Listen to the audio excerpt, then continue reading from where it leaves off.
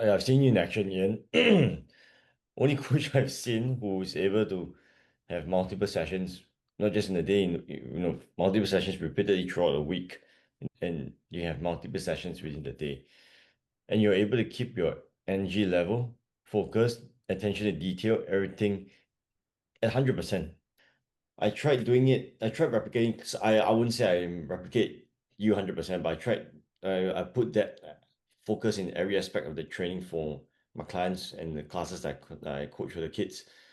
Well, for 1 week, and by the end of the week, I was gone. Sunday, I just slammed in the bed Sunday night because I was so exhausted, and the next week it took me 2 weeks to recover, and it was a gradual recovery. It was so significant that I was like wondering, how do you do it? I tried changing my uh I've changed my training. I've gone even lower volume. My training old training volume I halved it. I even halved it even further. I started eating a little bit more. So maybe that's why I'm recovering, but I'm not confident that I don't know. I'm not confident I can maintain that same level for another 2 weeks in a row. How, Yeah. how, how do you do it? So it's a little bit similar to a sporting adaptation with an athlete.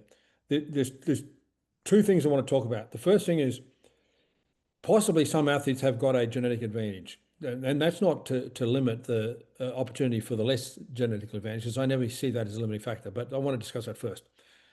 I may have a genetic disposition or predisposition to intensity and focus and work. For example, I maybe have an overactive adrenaline, who knows? So I just want to bring that up. But that aside, in sport, when an athlete feels that someone has a genetic advantage, it's not an excuse. It's just a reason for them to train smarter and adapt. So the lesser gifted athlete still has to create an adaptation in their body to dominate the gifted athlete.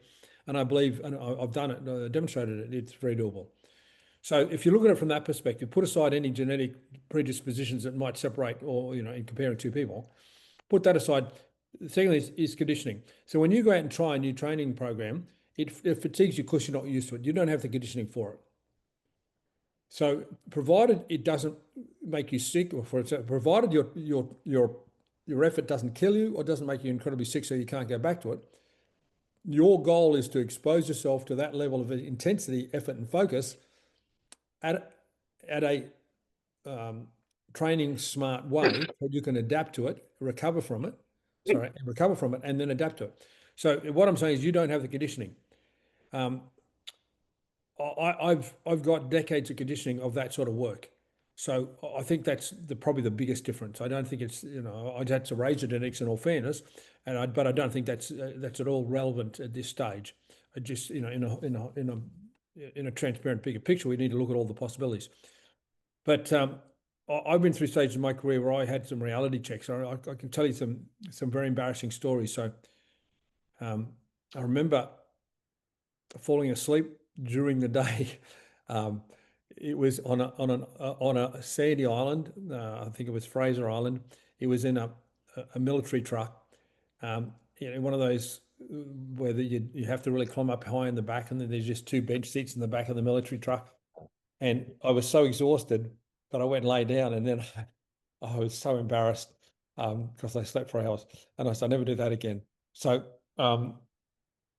what I learned to do was stay in the zone, call it whatever you want, and I don't switch off until I can switch off, because I'm very conscious of maintaining the role model for the athlete and always bringing your best, bringing your A game for the athlete.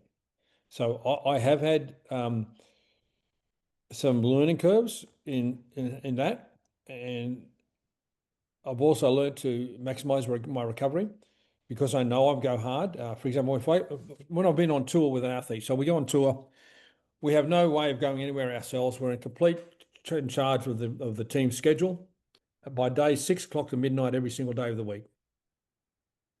Now that's on top of jet lag and dysentery if you're going to a third world country or a country you're not used to it, and not dysentery, but gastrointestinal weight loss, to put it bluntly.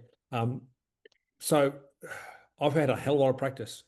Uh, when I started, and another example, when I started traveling internationally, to get from say Australia to North America, you had to go into Sydney first from wherever you were. I'm in Brisbane, and then you had to go to Hawaii, and then either Los Angeles or Vancouver because you couldn't get a long haul flight. And then from there you'd have to get another flight, and sometimes then you get another you drive. So one day I went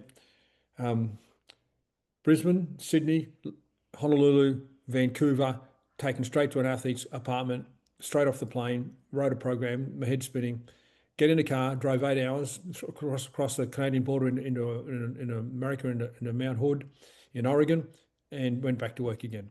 And that's it. That was a day. Can you imagine that as a day? And that's not the toughest travel you can do. You know, going through Europe and doing some of those things. Um, you know, I've taken those trip into Vancouver, did that work, then flown across to Montreal, flown across from Montreal into London, worked in London for a week, and then flew back to Montreal because I had a return ticket on the same path. Flew Montreal, Vancouver,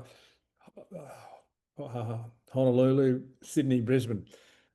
So and I'm not trying to talk it up, but I'm just saying I've had a hell of a lot of practice.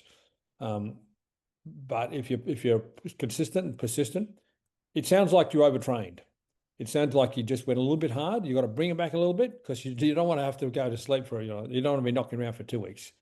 Yes. So just treat intensity in work in the same way you treat intensity in training. If you know you're going to raise your work capacity, but you've got to do it progressively and monitor it. You've got to be conscious of it. You know, you've got to be very clear where you want to go and how to get there. But that's a very fair point. People, I get a lot of comments about, what I achieve, and it's not just, I don't apply that just to coaching. I apply that in all aspects of life, work, in all aspects.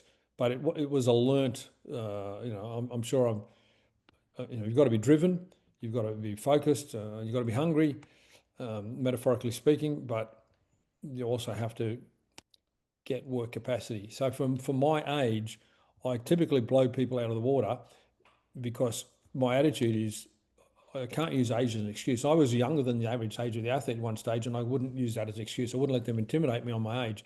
And it's no different the other way around. It doesn't matter what your age is. You're in the team. Bring your best. So that's a good summary. But that's a phenomenal question. I'm very impressed that you're actually focusing on that. Well, first of all, that you've even identified it, and secondly, that you're focusing on it and giving it an effort. But yeah, simply treat it as physical training, and understand that the work capacity of an elite athlete takes 10, 20 years to develop. It's like an NBA player plays 82 regular season games. Imagine how many preseason games. And then when you get in the finals and the playoffs, they're up to probably 7 on most. There used to be 3 and 5 games per series, but now they're probably 5 and 7. What I'm saying is that they play hundreds of games. They might play 200 games in a year. I might be exaggerating, but that's not something that you got out of high school and just went and did. You have to build up progressively to that amount of work. So yes, being a high performer requires dedication to not only developing the skills of your craft, but the work ethic and the work capacity. But be patient. Don't basically, LeBron James, after 20 years in the NBA, knows how to manage his body and he's got his work ethic sorted out. Someone coming in their first year would still be learning. So, you're don't compare yourself to someone who's been at it. I've been at it coaching for, 45 years. So I've had a bit of practice to build up. And it's not just coaching, it's obviously presentation and travel.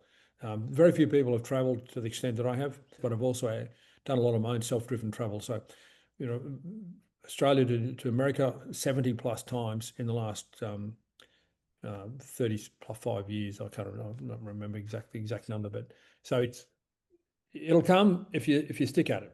How's that for an answer? Yes. Thanks, Ian. All right. I have to treat my intensity in work with same respect as training.